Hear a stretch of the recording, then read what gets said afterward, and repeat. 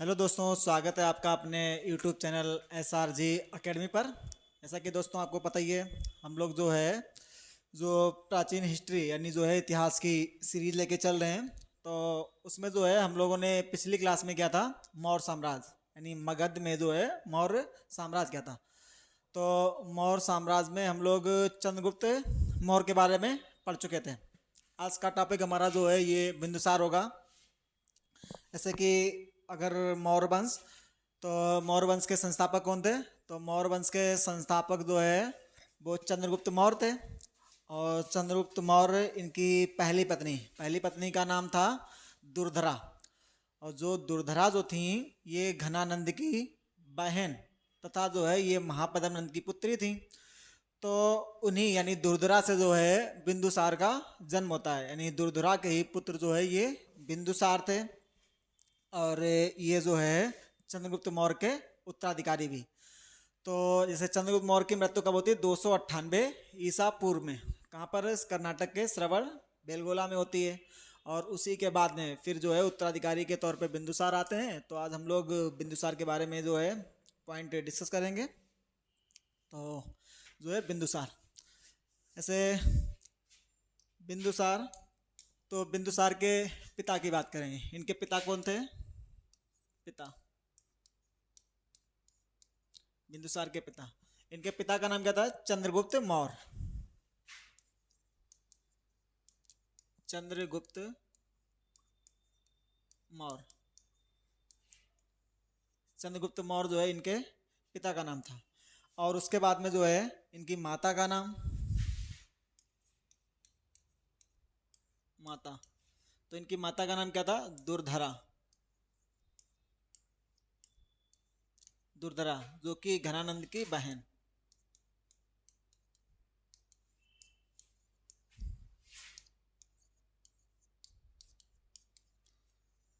दुर्धरा जो है ये घनानंद की बहन थी। इसके बाद में जो है जब चंद्रगुप्त मौर्य की मृत्यु होती है तब ये जो है गद्दी पर बैठते हैं। तो अगर इनके गुरु की बात करें, गुरु, इनके भी गुरु जो है सेम थे। यानी चंद्रगुप्त मौर्य की मृत्यु के बाद जो मतलब चाणक्य जो थे वो चंद्रगुप्त मौर्य के गुरु थे और उनके प्रधानमंत्री भी। तो वही जो है इनके गुरु तथा प्रधानमंत्री। इनके गुरु या ऐसे जो है प्रधानमंत्री की बात करें, प्रधानमंत्री या सेनापति कौन? तो चाणक्य। चाणक्य, और पता ही होगा चाणक्य की पुस्तक का नाम क्या है? अर्थशास्त्र।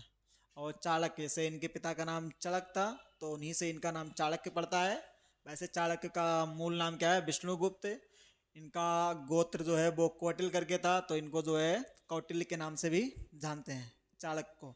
और यहाँ पर जो है जब चाणक्य की मृत्यु हो जाती है तो फिर खट्टालक करके जो है इनके मतलब प्रधानमंत्री और महामंत्री जो है खट्टालक बनते हैं। तो इनके गुरु था प्रधानमंत्री कौन है? चाणक्य। और जैसे बात करें कि इनकी जो है बिंदुसार, बिंदुसार की पत्नी, तो बिंदुसार की जो है 16 पत्नियां हुई थी। यानी बिंदुसार, ऐसा मिलता है कि बिंदुसार की पत्नियां, पत्नियों की संख्या जो है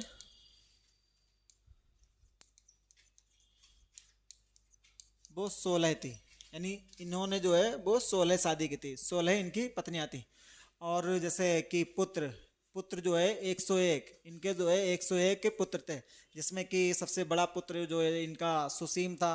और सबसे छोटा पुत्र जो है वो तिस्य करके, तिस्य जो है वो सबसे छोटा पुत्र था और सबसे बड़ा पुत्र सुसीम। और जो है इनकी पत्नियां, अगर इनकी प्रमुख यानी सबसे प्रमुख पत्नी की बात करें या सबसे प्रिय पत्नी, तो उसमें नाम आता है प्रिय पत्नी में सुभद्रांगी का। सुभद्रांगी,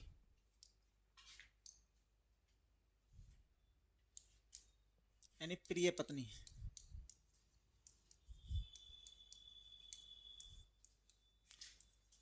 प्रिय पत्नी तो वो जो है शुभद्रांगी, शुभद्रांगी। शुभद्रांगी जो है ये सबसे प्रिय पत्नी है। और शुभद्रांगी के ही पुत्र को अशोक के नाम से जानते हैं। शुभद्रांगी का ही पुत्र जो है ये अशोक, यानी शुभद्रांगी के पुत्र जो है अशोक। तो बिंदुसार भाई जो है कि 16 पत्नियां, और उसके बाद में जो है सबसे प्रिय पत्नी कौन सी थी, शुभद्रांगी। और ऐसा भी इतिहासकार की जैसे इनके जो है 101 पुत्र, यानी पुत्रों की संख्या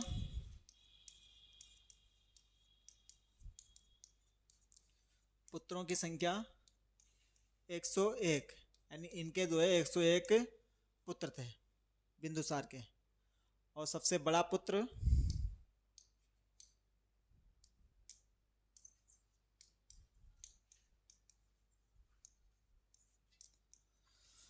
बड़ा पुत्र जो है ये सुसीम,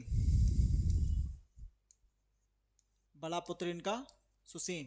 सुसीम को बिंदुसार ने जो है मगध पे शासन बिंदुसार का था, और बिंदुसार ने जो तक्षशिला, तक्षशिला कहाँ पड़ता है, जैसे बताया था कि झेलम और जो है सिंधु नदी के बीच में पड़ता है तक्षशिला। तो ये तक्षशिला का गवर्नर इन्होंने जो है नियुक्त किया था।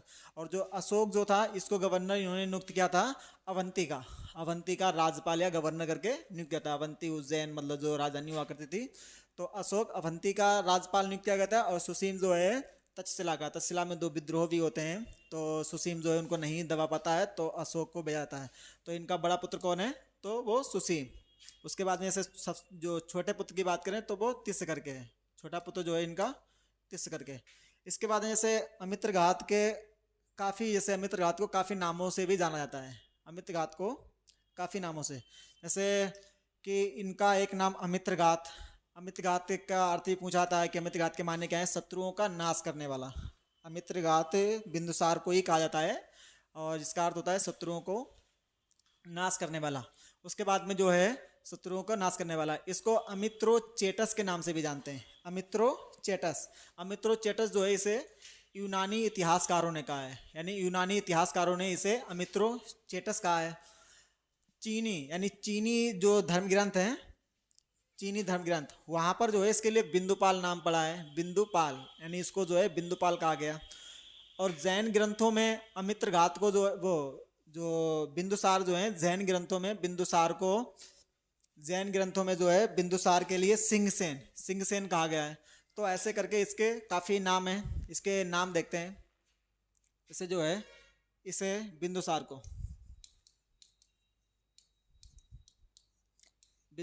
को अमित्रघात के नाम से जाना गया।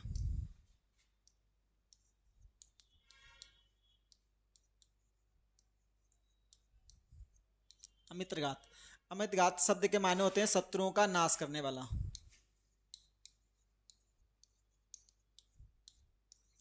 शत्रुओं का नाश करने वाला, शत्रुओं का नाश करने वाला अमित्रघात। अमित्रघात के नाम से जो है बिंदुसार को ही जानते हैं।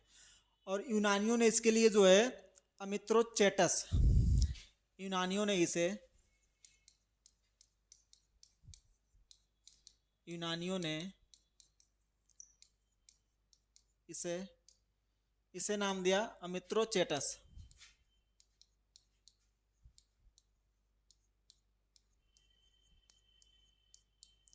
अमित्रोचेटस करके जो है ये यूनानियों ने इसे नाम दिया था, इसे जो है यूनानियों ने। उसके बाद में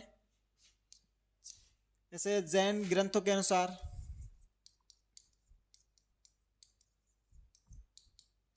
जैन ग्रंथों के अनुसार, जैन ग्रंथों के अनुसार जो है यानी बिंदुसार को सिंहसेन कहा गया, सिंहसेन, यानी जैन ग्रंथों के अनुसार जो है इसे सिंहसेन कहा गया, जैन ग्रंथों के अनुसार जो है इसको सिंहसेन। उसके बाद में वायु प्राण जैसे बात करें, वायु प्राण में इसे भद्रसार के नाम से जाना गया, वायु प्राण में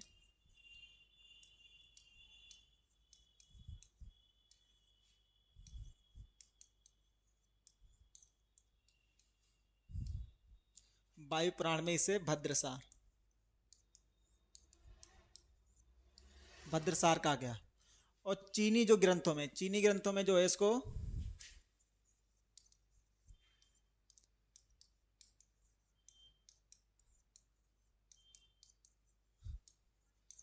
चीनी ग्रंथों में इसे बिंदुपाल के नाम से जानते हैं, यानी बिंदुसार, बिंदुपाल, ये तो इसी के मतलब नाम से ही है। इसे जो है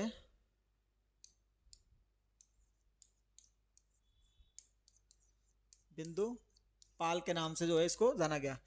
तो चीनी ग्रंथों में इसे बिंदुपाल, वायु पुराण में इसके लिए नाम यूज हुआ है भद्रसार। उसके बाद में जैन ग्रंथों में जो है इसको सिंगसेन के नाम से जाना गया।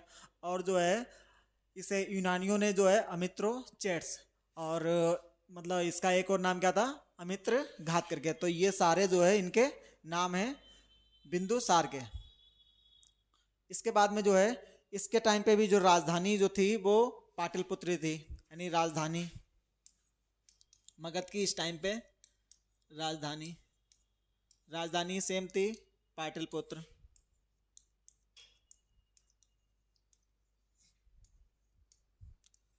पाटलिपुत्र जो है वो इसकी राजधानी थी। इसके बाद में पाटलिपुत्र इसकी राजधानी थी। इसने जो है जो यूनानी मतलब जैसे कि सीरिया, उसके बाद में जो तुर्की वाला क्षेत्र है और मिस्र, वो यूनानी के अंतर्गत आते थे। तो इसने एक बार जो है जो सीरियाई नरेश, ऐसे सीरियाई नरेश उस टाइम पे थे एंटियोकस फर्स्ट। तो इसी के टाइम पे एंटियोकस फर्स्ट यानी सीरियाई राजा एंटियोकस फर्स्ट का एक राजदूत था डाइमेकस। पूछा था किसके टाइम पे भारत में आया है, तो वो बिंदुसार के टाइम पे ही भारत में आया है। यानी सीरियाई राजा एंटियोकस फर्स्ट का राजदूत डाइमेकस बिंदुसार के टाइम पे भारत आया है। इसके बाद में जो है इसी जो एंटियोकस फर्स्ट सीरियाई राजा है, इसी से बिंदुसार ने 3 चीज़ों की मांग की थी। 3 चीज़ों में क्या, जैसे मीठी मदिरा, और उसके बाद में जो है सूखे अंजीर, जैसे ड्राई फ्रूट, सूखे अंजीर, और एक दार्शनिक मांग करते हैं एंटियोकस फर्स्ट से बिंदुसार। तो एंटियोकस फर्स्ट जो था सीरियाई राजा, तो वो जो बिंदुसार को सूखे अंजीर, उसके बाद में जो है मीठी मदिरा तो वो भिजवा देता है, लेकिन दार्शनिक नहीं देता है। तो जब मतलब पूछा था कि दार्शनिक क्यों नहीं, तो एंटियोकस फर्स्ट कहते हैं कि हमारे यहाँ पे जो है दार्शनिकों का क्रय विक्रय नहीं होता है। तो ऐसे पूछा था कि किससे, बिंदुसार ने जो है किससे मीठी मदिरा, सूखे अंजीर और जो है एक दार्शनिक की मांग की थी। तो किससे मांग की थी, एंटियोकस फर्स्ट से। बिंदुसार ने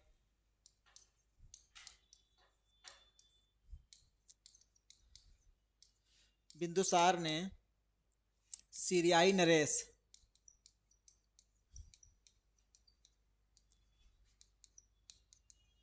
नरेश और सीरिया राजा, इनका नाम क्या था, एंटियोकस फर्स्ट।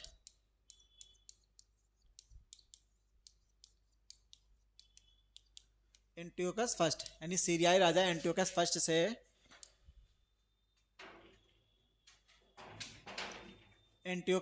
जो है सीरियाई राजा ने क्या चीज़ मांग की थी, तो इन्होंने जो है ऐसे मीठी मदिरा एंटियोकस फर्स्ट से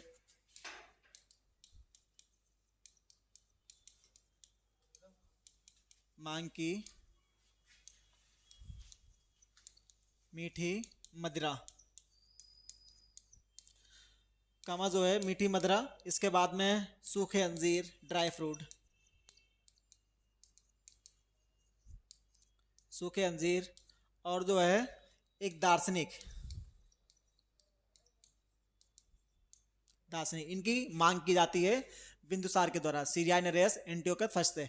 तो जो बिंदुसार जो एंटियोकस फर्स्ट जो थे, वो ये सूखी मतलब अंजीर और जो है मीठी मदिरा तो दे देते हैं एंटियोकस फर्स्ट, ठीक है, ये जो है दे देते हैं, लेकिन जो है ये दार्शनिक के लिए मना कर देते हैं कि दार्शनिक जो है नहीं, क्योंकि एंटियोकस फर्स्ट का कहना था कि हमारे यहाँ पे जो है दार्शनिक का क्रय विक्रय नहीं होता है। तो पूछा जाए कितनी चीज़ों की मांग की थी, तो 3 चीज़ें, मीठी मदिरा, सूखे अंजीर और दार्शनिक। और कितनी चीज़ें दी थी, 2, मीठी मदिरा और सूखे अंजीर दे दिए थे और दार्शनिक नहीं दिया था। एंटियोकस फर्स्ट का ही एक राजदूत था, उसका नाम था डाइमेकस। तो पूछा था कि डाइमेकस जो है किसके टाइम पे भारत में आए थे, तो डाइमेकस जो है बिंदुसार के टाइम पे ही आए थे। एंटियोकस फर्स्ट के राजदूत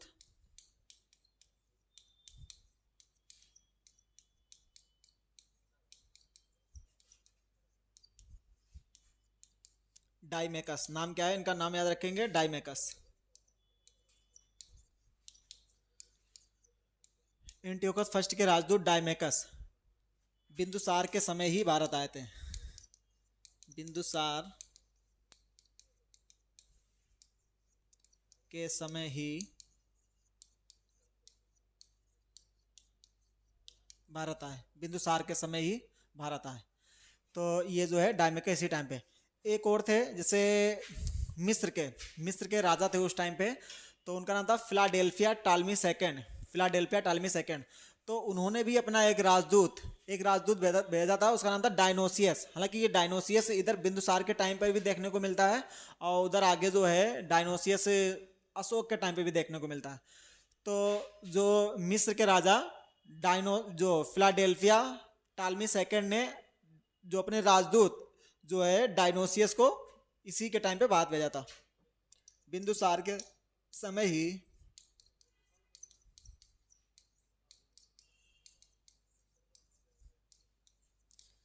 बिंदुसार के समय ही मिस्र के राजा, और मिस्र के राजा का नाम क्या है? Philadelphia Ptolemy second. Philadelphia Ptolemy second, Ptolemy द्वितीय, ये जो है मिस्र के राजा थे। तो इन्होंने जो है अपना राजदूत,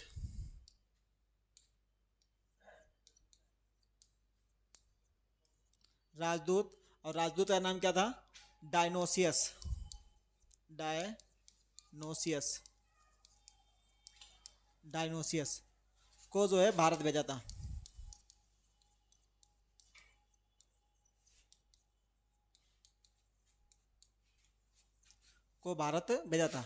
तो एक तो डायमेकस जो कि एंटियोकस फर्स्ट के राजदूत थे, वो भारत आते हैं। और उसके बाद में जो है फिलाडेल्फिया टालमी सेकंड, ठीक है, इनके राजदूत डायनोसियस। हालांकि ये डायनोसियस जो है आगे उधर भी मिलते हैं, उनके टाइम पे, अशोक के टाइम पे भी, लेकिन जो है इधर भी आए थे जो है डायनोसियस। तो ये दोनों लोग जो है भारत में आते हैं। इसके बाद में जो है जैसे बिंदुसार के टाइम पे जो राजधानी पाटलिपुत्र थी, इसके बाद में जो तक्षशिला जो था, वहाँ पर दो विद्रोह होते हैं। तो दो विद्रोह जो है तक्षशिला में होते हैं, और तक्षशिला का गवर्नर जो नियुक्त किया गया था उसका नाम था सुसीम जो कि बड़ा पुत्र था बिंदुसार का। तो हालांकि ये जो है कुछ अपनी गलत नीतियों के कारण जो है वहाँ की जनता विद्रोह कर देती है, तो जो है सुसीम उनको नहीं दबा पाता है। फिर उसके बाद में जो है बिंदुसार अशोक को, जो कि उस टाइम पे अवंती का राजपाल था, उसको वहाँ पर भेजते हैं, और जो है अशोक जाके जो है वहाँ पर विद्रोह को दबाता है।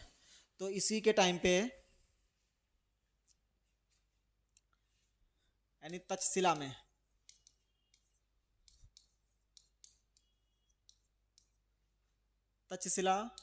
का गवर्नर तक्षशिला का गवर्नर जो है बिंदुसार ने नियुक्त किया था सुसीम को। सुसीम सुसीम को नियुक्त किया था। और जो है अवंती का गवर्नर, अवंती जैसे अवंती या मालवा, मालवा वाला क्षेत्र अवंती वाला, ही अवंती उज्जैन महिष्मती ऐसा करके इसकी राजधानी थी। और किस क्षेत्र में आता है? तो मध्य प्रदेश के मालवा क्षेत्र में। पूछ ले मालवा का कौन था, तब भी जो है सेम जो अशोक करके। अवंती का गवर्नर या मालवा का गवर्नर, ये नियुक्त कौन किए गए थे? तो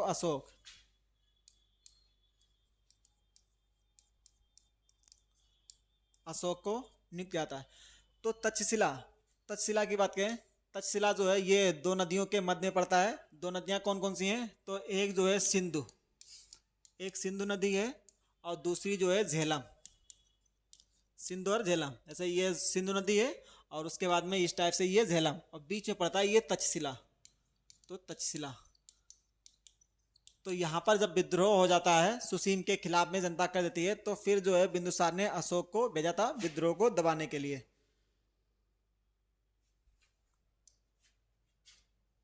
तक्षशिला में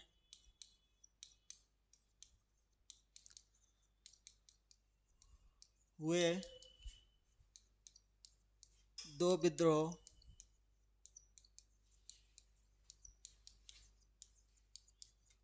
को दबाने के लिए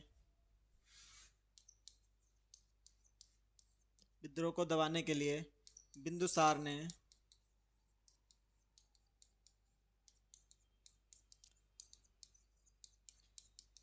अशोक को भेजा था। और अशोक जो है वहां पर जाके जो है विद्रोह को समाप्त कर देता है। अशोक को अशोक को जो है भेजा था। इसके बाद में जो है ऐसे सुसीम बड़ा पुत्र था, तो जो बिंदुसार जो थे वो चाहते थे कि हमारे बाद में जो है गद्दी को वो सुसीम ही संभाले, यानी सुसीम जो है भारत का सम्राट बने। लेकिन जो है और जो जैसे उनके मंत्री वगैरह थे या जनता जो थी उसका झुकाव जो है अशोक की तरफ ज़्यादा था, यानी जो है वो ये चाहते थे कि सुसीम ना बन के जो है अशोक ये मतलब जो भारत का जो है सम्राट बने। तो जब लास्ट टाइम पे जब वो बिंदुसार जो है बीमार पड़ जाते हैं 273 ईसा पूर्व करीब में, मतलब उससे पहले जब बीमार पड़ते हैं तब जो है वो जो बिंदुसार जो थे वो कहते हैं कि सुसीम को जो है वो बनाया जाए, लेकिन जो है इनके खिलाफ अशोक वो विद्रोह कर देता है और 273 में जो है इनकी मृत्यु हो जाती है बिंदुसार की। और अशोक जो है वो 273 में जो है सत्ता को अपने हाथों में ले लेता है, लेकिन वो राज्याभिषेक नहीं करवाता है। राज्याभिषेक जैसे पहले अपने वही शत्रुओं को नाश करता है, जैसे कहते हैं कि एक तो उसने जो बाहरी शत्रु थे उनको नाश किया था, उसके बाद में अपने 99 भाइयों की हत्या करके जो है अशोक गद्दी पे बैठता है। तो उसमें जो है सबसे छोटा एक भाई जो था वो 30 करके उसको अशोक छोड़ देता है उसके बाद में गद्दी पर। लेकिन ये अपना राज्याभिषेक जो है वो 4 साल बाद करवाता है, यानी 273 में, 273 या 272 में जो है मृत्यु हो जाती है बिंदुसार की। उसके बाद में सत्ता ये अपने हाथ में ले लेता है और 269 ईसा पूर्व में ये अपना जो है वो राज्याभिषेक करवाता है। तो जो है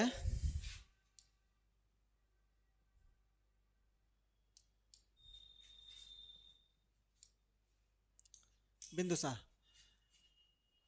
यानी जो है 273 ईसा पूर्व में बीमारी की वजह से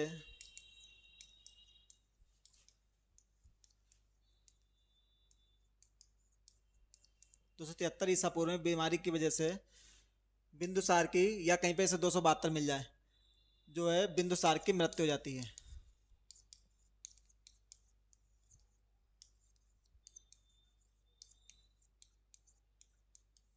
बिंदुसार की जो है मृत्यु हो जाती है और इनकी मृत्यु के बाद में जो है अशोक अशोक जो है सत्ता अपने हाथों में ले लेता है।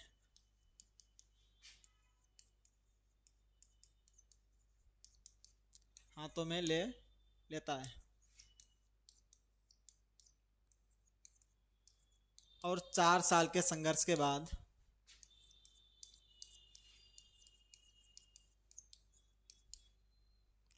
4 वर्ष के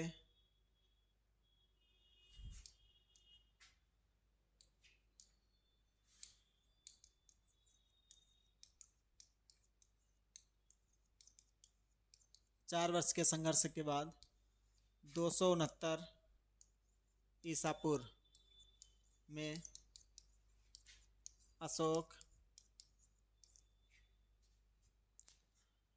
अपने 99 भाइयों की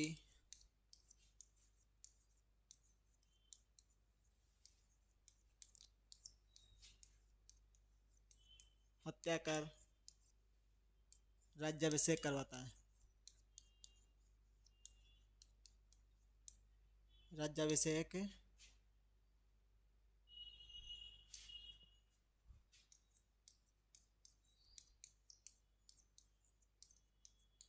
राज्याभिषेक करवाता है। जैसे ये टोटल 101 भाई थे, तो 101 और जो है अशोक की माता का नाम जैसे सुभद्रांगी करके था, तो 101 थे जिसमें खुद ही अशोक शामिल था। अशोक और बड़ा भाई कौन था, तो उसमें सुसीम, ठीक है, सुसीम, और एक छोटे भाई को छोड़ दिया जाता है। छोटा भाई जो था वो 30 करके, तो ये 99 की हत्या कर देता है और 100 और ये जो है 101 में खुद अशोक। इस प्रकार जो है फिर आगे जो है वो अशोक का शासन जो है वो स्टार्ट होता है, यानी बिंदुसार के जो उत्तराधिकारी जो थे वो अशोक। ठीक है दोस्तों, आज की क्लास जो है यहीं तक मतलब रखते हैं और अगली क्लास जो है अगले दिन करेंगे। Thank you. अगर आपको वीडियो अच्छी लगे तो चैनल को सब्सक्राइब करेंगे तथा जो है वीडियो को लाइक भी करेंगे।